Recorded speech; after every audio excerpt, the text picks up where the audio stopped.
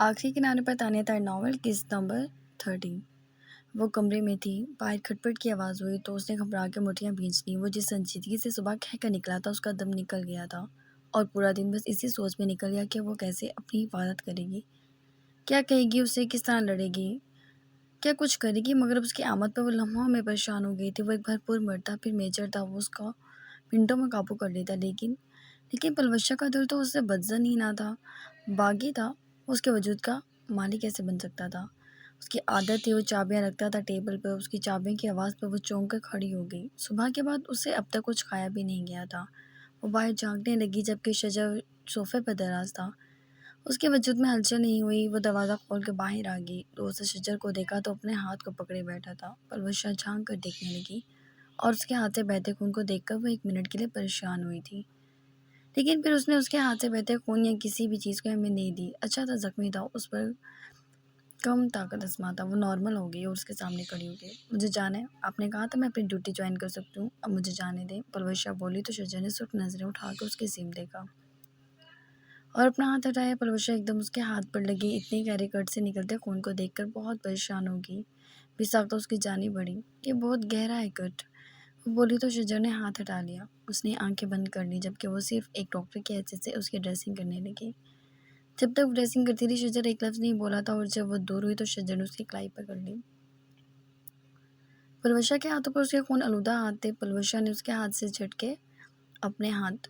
तुम जानती हो बिजात का है? शजर के सवाल पर पलवशा ने आकर उसके उसे देखा। वो जहाँ भी है उन्हें चैन से रहने दे, वो काफ़ी तड़पी से बोली थी। तुम जानती हो या नहीं? शजर ने सख्ती से पूछा। जानती भी होती तो ना बताती आपको, वो भी गुस्से से बोली। पागल ना बनाओ मुझे, ये अर्जेंट है। ओ अच्छा, इतना अर्जेंट है? यानी उन्हें पकड़ के किसी झूठे केस में फंसाना मकसद होगा। पलवशा उसके भड़कने पर खुद भी भड़की थी। शजर खामोश हो गया जबकि पलवशा उसके पास से चली गई।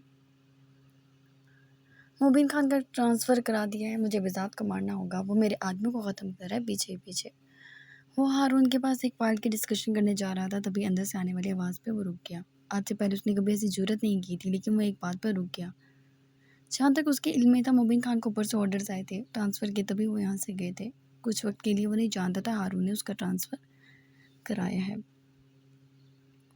और इस बात पे वो रुक गया। हाँ, शजर को लगाया हुआ है उसके पीछे और मैं जानता हूँ वो मेरे काम का बंदा है। 10 साल से उसे अपने साथ रखा हुआ है और खबर उसे भी नहीं कि उसे किस मकसद के लिए रखा है। हारून की संजीदा आवाज़ पे शजर के कदम पीछे हुए थे। सिया की मौत और फिर ये बिजात पीछे ही पड़ के रह गए हैं मेरे। खैर, उसने मेरे बाजू तोड़े हैं, उसके बाजू भी टूटेंगे, उसे भी ये तकलीफ़ होगी। हारून काफ़ी परेशान था। हाँ, निसा को भी मालूम नहीं है। हाँ, निसा को भी मालूम नहीं क्या हो। अभी वो बात मुकम्मल करता कि शजर अंदर दाखिल हुआ। हारून खामोश हो गया। शजर ने उसकी जानिब फ़ाइल रखी। हारून उसके चेहरे की जानिब देखने लगा जो मसरूफ़ सा था। सर, ये फ़ाइल पढ़ ले, फिर हम कल इस पर डिस्कशन कर लेते हैं, अभी मुझे जाना है। Why not sure? हारून मुस्कुराया। शजर भी मुस्कुरा के निकल गया जबकि हारून पुरसोच सा हो गया। शजर सीधा अपनी जीप की जानिब बढ़ा और अभी जीप में बैठता कि उसकी जीप की एक साइड उसके बाजू पर फिर गई। काफ़ी गहरा कट लगा था उसके बाजू पर। उसका यूनिफॉर्म भी फट गया था। उसने बाजू पर हाथ रखा और घर की जानिब आ गया, लेकिन उसका दिमाग उन लफ्ज़ों पर उलझ गया था। किस काम के लिए रखा हुआ है हारून बेकने उसे? वो तो अपनी ड्यूटीज़ पूरी कर रहा था, अपना काम कर रहा था। हारून उसका सीनियर था, वो हारून के ऑर्डर्स मानता था। फिजात को इसलिए मारना चाहता था क्योंकि वो गद्दार का बेटा था और गद्दारी कर रहा था। कितनी मासूम जानें थी ऐसी जो मर रही थी रोज़ उसके लिए। वो तो सब ठीक कर रहा था, लेकिन हारून के अल्फाज ने उसे इतना सोचते पर मजबूर कर दिया कि उसका दिमाग उलझ कर रह गया। और घर आते उसने परवरिश से बिजात के बारे में जानना चाहा, लेकिन उसने जवाब नहीं दिया। अगली सुबह वो अपनी ड्यूटी पर पहुंचा तो हारून ने उसके आगे एक तस्वीर रख दी। इसे मारना है तुमने। वो तस्वीर महरूज की थी। शजर ने हारून की तरफ देखा। ऐसा लगा जैसे वो किसी तंजीम का हिस्सा हो और वो जिस बंदे को मारने का कहता हो वो मारता हो। उसकी आंखों के सवाल पे हारून ने सर हिलाया। देखो शजर, हमने बेजात को ख़त्म करना है और उसके ऑर्डर्स भी हमारे पास हैं, तो उसके साथ जितने लोग हैं जो उसका साथ दे रहे हैं तो उन्हें भी हमें ख़त्म कर देना चाहिए। समझ रहे हो ना? शजर ने वो तस्वीर वैसे ही रख दी। मैं ऐसा कुछ नहीं करूँगा। शजर की बात पे हारून ने हैरानगी से उसे देखा। हमारे दुश्मन बेजाद है, महरूज नहीं, तो बेहतर होगा हम उसी टारगेट पर फोकस करें जिससे हमारे मुल्क को खतरा है। वो उसका साथ दे रहा है, हारून बोला। लहजे में गुस्सा था। वो अरेस्ट हो सकता है सर, लेकिन मारने का उसे कोई मकसद नहीं। शजर ने ज़रा गुस्से से कहा और बाहर निकल गया। हारून ने उसकी पूछ देखी और मोबाइल उठाया। तुम ठीक कह रहे थे, ये काम अब तुम्हारी जिम्मेदारी है। महरोज को ख़त्म कर दो और उसकी लाश बेजात के घर में सजा देना। हारून की बात सुन के शजर की आंखें फैल गई थीं। जिंदगी में पहली बार वो इतना शौक था कि वो खुद भी अपनी हैरानगी पे काबू नहीं पा सका। हारून को जानबूझ के इनकार किया था उसने, और इनकार करने के बाद वो चुप कर उसकी बात सुनने लगा, और जो उसका शक था तकवीत पकड़ने लगा। वो अपने ऑफिस में आ गया और बहुत कुछ था जिसे वो सोचने में मजबूर था, लेकिन अब तक उसे मुकम्मल यकीन नहीं हुआ था। 10 साल पुरानी पट्टी एकदम तो खुल ना जाती। वो मुस्कुराती हुई चलती हुई नीचे उतरी और अनीसा के पास आकर बैठ गई। वो सिर्फ रात का इंतजार कर रही थी। मुश्किल से अल्लाह अल्लाह करके शाम के साए फैलते थे, फिर रात होती और फिर गहरी रात। तब जाके वो उसके पास आता, और ये उसे लग रहा था कि वो उसके पास आता। ये अलग बात थी कि वो अब मज़ीद क्या करने जा रहा था। काफ़ी खुश हो? अनीसा ने सवाल किया तो वो मुस्कुराई। हूँ हूँ, बस खुश हो जाती हूँ ना मैं, ऐसे ही जब दिल करता है। वो मज़े से बोली थी, और खुशी की वजह अनीसा ने जानना चाही। वो वजह बहुत बहुत ख़ास है, मैं आपको नहीं बता सकती। वो जोती हुई बोली, जबकि अनीसा ने उसके अतवार देखे और सर हिलाया। मुझसे शेयर नहीं करोगे? अनीसा ने उसका गाल छुआ। वो जल्दी से लफे में सर हिला गई। ये मेरा सीक्रेट है मम्मा। अच्छा मैं जा रही हूँ। वो उठ गई। रूह, अनीसा ने पुकारा। रूह ने मुड़ कर देखा। अच्छी लग रही हो। वो हल्का सा मुस्कुराई। रूह भी मुस्कुरा दी। आज उसने ब्लड रेड कलर की शर्ट और वाइट जीन्स पहनी हुई थी। पूरे बाल खुले हुए थे, जबकि सब्ज आंखें मोहब्बत की चमक लिए हुई थी। उसको कोई अंधा भी देख लेता अनीसा तो फिर बहुत चालाक औरत थी। वो खिली खिली से बहुत ही अच्छी लग रही थी। रूह गाड़ी में सवार हुई और वैसे ही सड़कों पे घूमने निकल गई। काश उसे पता होता बेजात कहाँ है, तो वो पहुंच जाती उसके पास, लेकिन उसे खबर नहीं थी। वो था देर घूम फिर कर आई थी, लेकिन कुछ खरीदने के लिए पैसे नहीं थे। उसके पैसे तो वो ले गया था, मालूम नहीं कितने खर्च कर दे। उसके पास तो बस इतने ही थे जो उसके अकाउंट में थे, लेकिन वो खुश थी फिलहाल। वो घर लौटी तो हारून की गाड़ी भी उसके साथ घर में दाखिल हुई। हारून ने आंखें सुकेट कर उसकी जानिब देखा, जो होंठों को खोल के कोई धुन बजा रही थी, और फिर वो गाड़ी में जंप लगा कर निकली और अंदर बढ़ती कि हारून भी गाड़ी से बाहर निकला और अचानक रूह के सामने आ गया।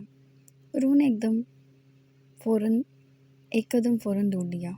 हेलो ब्यूटीफुल, वो मुस्कुराया। रूह ने हलक तर किया, इर्द गिर्द देखा और उसे इग्नोर करके, जो कि वो अच्छे से करती आ रही थी, अंदर बढ़ने लगी। और लिटिल प्रिंसेस, तुम्हें ये सब चीज़ें मुझे लगता है पसंद है। यतीम खाने से जो आई हो, मैं तुम्हें और मज़ीद अय्याशी करा सकता हूँ। वो उसका रास्ता रोकता दांत में कोसता बोला था, और बदले में ज़्यादा कुछ नहीं चाहिए मुझे तुमसे। वो फ़ौरन से बोला। रूह अब भी अपनी सब्ज़ आंखों में खौफ सा भरे उसे देख रही थी, और हर मुमकिन कोशिश की थी कि वो ना घबराए और ना ही डरे। लेकिन सामने हारून बेग जैसी फिरौनियत से भरपूर शख्सियत हो तो खौफ अपने आप तारी हो सकता है। बस तुम्हारे इन गुलाबी होंठों को मेरे होंठों पर थूकना होगा। और उसने ये बात कही, और जैसे ही कही, रूह मज़ीद उससे दूर हो गई। लिटिल प्रिंसेस, घबरा क्यों रही हो? क्या तुम्हें ये नहीं? वो हंसा। रूह को माजी का मंजर भी याद आया, जब उसके वालिद घर पर नहीं थे और हारून घर में आया तो अनीसा उसके लिए चाय बनवाने किचन में गई, तो उस आदमी ने होमवर्क करती बच्ची की पौनी पकड़ के ऊपर खींची और ज़बरदस्ती उसे किस की, यहाँ तक कि उसके होंठ भी फट गए। और जब उसने अपनी ही माँ को ये बात बताई तो उन्होंने उसे बुरी तरह डांट दिया। हारून उसकी आंखों में माजू उतरता देख मुस्कुरा दिया। रूह ने हलक में तमाम आंसू बड़ी मुश्किल से उतारे, क्योंकि उसके बाद उसे उस आदमी से खौफ महसूस होता था, क्योंकि वो अक्सर ही काम करने लग गया था और अनीसा मानती नहीं थी। अगर अभी ऐसा हो जाए तो कितना अच्छा हो जाएगा। मैं तुम्हें ब्लैंक चेक दूंगा, तुम अपनी मर्जी की रकम निकलवा सकते हो। शायद आपको भी अभी रात की बात याद दिलानी चाहिए, जब मुझे आपको मेरे बेजात ने मारा, मुझे छूने की कोशिश भी की ना, तो वो आपके इतने टुकड़े करेगा कि आप उन्हें समेट नहीं सकोगे। मालूम नहीं कैसे उसमें इतनी ताकत है कि उसके सामने बोल पड़ी। बेजात का नाम सुनते ही हारून के लब दब गए, यानी रूह को खबर थी मेरे घर में तेरा आशिक आता है। वो एकदम ही धाड़ा रो गाड़ी से चिपक गई। हारून, अनीसा की आवाज़ पे हारून ने पलट कर देखा। तुम ये क्या कर रहे हो? उसे डरा रहे हो? अनीसा हैरानगी से सब बोली, जबकि हारून मजीद कुछ भी बोले वहाँ से अंदर चला गया। रूह की आंखें भीग गई। रूह, तुम अंदर चलो, मैं पूछती हूँ। अनीसा बात मुकम्मल करती कि रूह अपना हाथ छोड़ागी। मुझे आपकी मदद नहीं चाहिए मम्मा, वो कह के अपने कमरे में बंद होगी और कमरे को ऐसा ताला लगा दिया कि कोई खोल ना सके। वो टेरिस के दरवाजे खोल दिए थे उसके लिए। उसके बाद रात का 1 बज गया और वो बेड पे बैठी सिर्फ टेरिस को देखती रही। बेजात नहीं आया। वक्त गुजरता रहा और वो बकायदा रोती रही। किसी की वजह से नहीं, सिर्फ बेज़ात की वजह से कि वो क्यों नहीं आया। उसे आना चाहिए था। उसने तो एसी भी बहुत ज़्यादा तेज़ किया हुआ था, कमरे में बहुत ठंडक थी, वो नहीं आया। यहाँ तक कि 3 बज के उसकी आँखें भरी भारी हो गईं और वो लेट गई, सिकुड़ कर गुस्से से एसी कम नहीं किया। ठीक था, वो भी यूँ ही लेटेगी। उसने अपने नाइट ड्रेस की शिrt खोली और एक तरफ फेंक दी, लेकिन उसे एसी की हवा ऐसी लगी जैसे उसकी हड्डियाँ सुन कर देगी। लेकिन ज़िद्दी तो वो बहुत थी, जबकि आज सिर्फ रोहिणी और भी 2 लोग बेज़ात के मुंतज़िर थे, जो आँखों में रात काट रहे थे। हारून हाथों में गन पकड़े रूह के टेरेस की जाने मुतवज्जा था, जबकि अनीसा लाउंज में बैठी रूह के कमरे का दरवाज़ा देख रही थी। लेकिन उस रात ना ही बेज़ात अली शाह ने आना था, ना ही वो आया। यहाँ तक कि सुबह हो गई और उन सब का इंतज़ार आएगा गया, क्योंकि आज उसे रात में नहीं, दिन दहाड़े आना था। सुबह 6:30 बजे के नज़दीक जब सब थक कर अपनी नींद के मज़े ले रहे थे, उसने हारून बे के घर में चिराग लगाई थी। आज उसे खासी मुश्किल हुई थी, क्योंकि अव्वल तो रात भर वो एक काम करता रहा था और उस चौबारे पर है कि काम करके शदीद जुलस किया था। उसे वाकई रेस्ट की ज़रूरत थी और दिमाग की काबिल इतनी थी कि रेस्ट करने के लिए भी दुश्मन के घर पहुंचा था। उसने उस दिन एक बात नोट की थी, रात की निस्बत इस वक्त हारून बेग के गार्ड्स इतने अलर्ट नहीं थे, हर दूसरा दूसरे पे पड़ा ऊँघ रहा था। वो सर झटक के अंदर आया तो उसकी निगाह उस कुत्ते पे गई। उस कुत्ते को उसने मारा नहीं था, लेकिन आज वही काम करके जाता। आखिर वो आया था, ये बात हारून बेग को पता तो होनी चाहिए थी। वो रूह के टेरेस पर पहुंचा, ये उसके लिए इतना मुश्किल काम नहीं था, लेकिन फिलहाल एक मुसीबत का सामना करना पड़ा और वो मुसीबत उसके सामने आई थी। वो महानूर थी, जो अपने टेरेस में से उसे देख रही थी। बेज़ात वहीं थम गया। उसने उस लड़की को हाय किया, जब मुस्कुराती हुई उसे भी हाय कर गई। मानूर घबरा के एक मिनट के लिए उसे देखने लगी, जो मुकम्मल किसी माफिया की तरह दिख रहा था। उसकी बड़ी बड़ी आंखों में सवाल था, जिसका जवाब बेज़ात ने अपने मुंह पर से मास्क उतार कर दिया, तो महानूर लबों पर हाथ रख गई। वो हद से ज़्यादा खूबसूरत आदमी था। आप कौन है? महानूर के सवाल पे बेज़ात ने एक नज़र रूह के टेरेस पर डाली। दिल किया कि वो इस वक्त उसके नरम गद्दे पे सो जाए, मगर आंखें बंद करने से मौत मज़ीद करीब आ जाती, जो फिलहाल वो चाहता नहीं था। तुम्हारा? उसने 10 साल पुरानी स्किल्स को दोहराया और उसकी बालकनी में रखे झूले पे बैठ गया। सुकून से झूला झूलने लगा। मतलब वो लड़की, उसकी शक्ल सूरत, उसकी शख्सियत के रवाब, रूप और माहौल पर चाह जाने वाले इस बेसाख्ता वज़न पे मरूब सी दिख रही थी। 22 साल की ही तो थी वो। हारून के भाई की बेटी थी, जिसे वह हारून को बहुत मोहब्बत थी, जबकि उसके बस एक बार कहने पर अनीसा ने भी उसे अपने बच्चों की तरह ही रखा था और वो उन दोनों से बहुत प्यार करती थी और उन दोनों के माँ बाप को दर्जा देती थी। मतलब मैंने तुम्हें देखा तो मुझे पसंद आ गया और मैं यहाँ आ गया। क्या? मानो इस कदर सिंपल बात पे हैरान हुई। आप ये क्या? मैं आपको, मेरा मतलब आप जानते भी हैं मैं किसकी बेटी हूँ? हाँ पता है। क्यों, कोई परेशानी है? तुम्हें मैं पसंद नहीं आया आई थिंक। चलो खैर मर्जी है। वो उतरा कर उठ गया। नहीं नहीं, ऐसा तो नहीं कहा। मेरा मतलब आपको मुझसे कोई बात करनी होगी, तभी तो आए हैं हम। वो बोली तो बेज़ात ने गहरा सांस लिया। लड़कियों को पटा लेना दुनिया का सबसे आसान काम था, क्योंकि उनके दिमाग की आदत से ऐसी सोच कर ही खुश और मुतमईन हो जाते हैं कि कोई मर्द उनकी चाहत में दीवार खिलाकर यहाँ पहुँचे। और यही बात महानूर पर भी अप्लाई हुई थी। हाँ तुमसे मिलना था, तभी तो आई हूँ। खैर क्या तुम मुझे कुछ खाने को नहीं दोगी? बॉयफ्रेंड आखिर को तुम्हारा, उस शख्स में जो डोमिनेंस था। महानूर पागल से होने लगी और उसने जल्दी से सर हिलाया। फिर नीचे चल लेते हैं, बल्कि नहीं, डेढ़ गुस्सा करेंगे। सीधी तरह आप आते तो मैं मिलवा देती, लेकिन अब तो वो गुस्सा करेंगे और मम्मा भी नहीं मानेंगी, क्योंकि आप बड़ी हैं मुझसे। इट्स ओके, तुम यहाँ से यहीं ले आओ एक कॉफ़ी का मग और साथ कुछ स्ट्रॉन्ग सा। उसने अपने डिम्पल्स दिखाए। मानूर की चमकती आंखें मज़ीद चमक गई। वो जल्दी से नीचे चली गई। बेज़ात की मुस्कुराहट सिमट गई। उसने रूह के बालकनी में एक निगाह फिर घुमाई और शान झुका के महानूर के बेड पर दराज होकर एसी फुल कर लिया। इतनी गर्मी लगती थी उसे, ये महसूस ही अब हुआ था कि सूरज भी उसका दुश्मन है। हारून सिक्योरिटी टाइट कर लेने पर मुतमईन हुआ कि बेज़ात नहीं आया। उसने आज एक ज़रूरी मीटिंग में जाना था। ये बोर्ड मीटिंग थी और अनीसा भी साथ थी।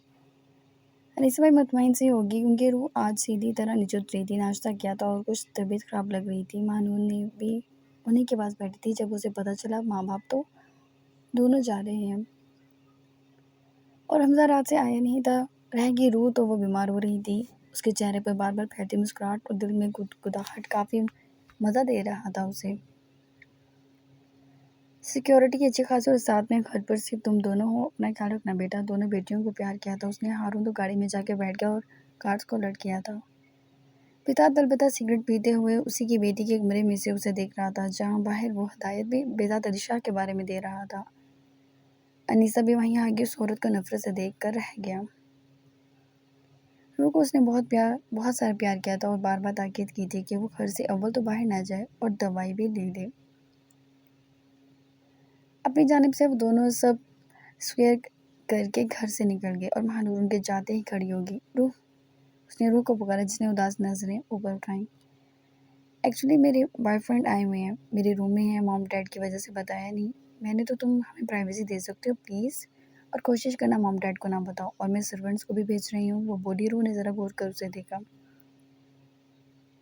प्लीज़ रूह, वो मिन्नत करने लगी। रूह शान उचका गई। बेजात की फिर से याद आई तो उसके होंठ बाहर निकल आए और फिर वो सर हिला के ऊपर अपने कमरे में चली गई। महानूर ने सर्वेंट्स को भी भेज दिया कि कहीं वो मॉम डैड को कंप्लेन ना करते, और वो जल्दी से ऊपर आ गई। बेजात बेड पे दराज था। महानूर का दिल तेजी से धड़का। आए आप नीचे आजे, मैं नाश्ता बना रही हूँ आपके लिए, वो भी खुद। वो बोली। Why not honey. वो उठ के नीचे उसके साथ उतरने लगा। तुम्हारे घर में और कौन होता है? इस वक्त तो मेरी स्टेप सिस्टर है, उसकी तबीयत नहीं ठीक, अपने कमरे में है। Very good. उसने महानूर का गाल छुआ। फिर तो हम दोनों को प्यार भरी बातें करने में आसानी होगी। वो उधर देखता लाउंज में बैठ गया। महानूर शर्मा गई। जाओ कुछ बना कर लाओ, उसने कहा, जबकि दूसरी तरफ महानूर जल्दी से अंदर चली गई और बेजात घर का जायजा लेने लगा। ये एक ज़बरदस्त मौका था जो पूरे घर को एक नज़र में ही देख गया। तमाम कमरे खुले हुए थे सिवाय एक कमरे के।